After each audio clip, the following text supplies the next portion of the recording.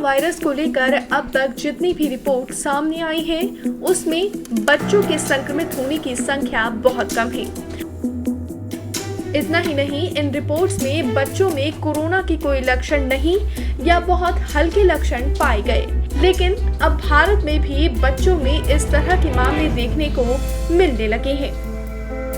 दरअसल Bharat, America, Italy, Britain और Spain के कुछ बच्चों में कोरोना से जुड़े एक नए सिंड्रोम दिखने की बात सामने आ चुकी है।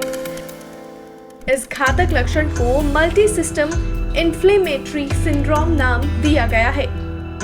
हालांकि दूसरे देशों की तुलना में भारत में अभी मल्टी सिस्टम इन्फ्लेमेटरी सिंड्रोम के कम ही मामले देखने को मिले हैं।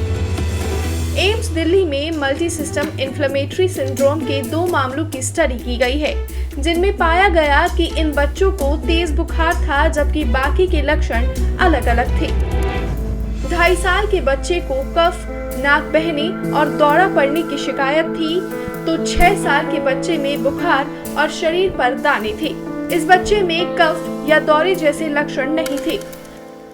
आमतौर पर मल्टी सिस्टम इन्फ्लेमेटरी सिंड्रोम में बच्चों में तेज बुखार, कुछ अंगों का सही तरह से काम नहीं करना, शरीर में अत्यधिक सूजन दिखने जैसे लक्षण दिखते हैं।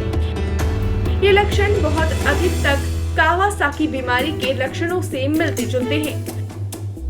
हालांकि जर्नल सेल में छपी एक नई स्टडी के मुताबिक मल्टी सिस्टम इन्फ्लेमेटरी सिंड्रोम और कावासाकी बीमारी में धमनियों को होने वाले नुकसान के लक्षण थोड़े अलग होते हैं।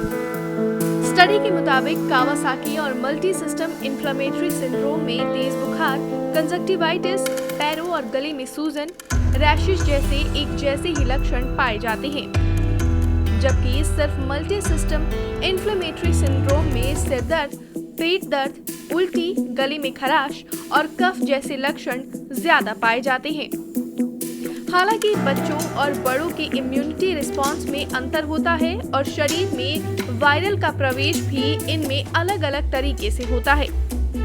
इसीलिए बच्चों में ऐसी गंभीर बीमारियां जल्दी नहीं पाई जाती हैं। बच्चों का इम्यून रिस्पांस बहुत मजबूत होता है और वैक्सीनेशन के चलते इनकी इम्यूनिटी प्रशिक्षित हो जाती है।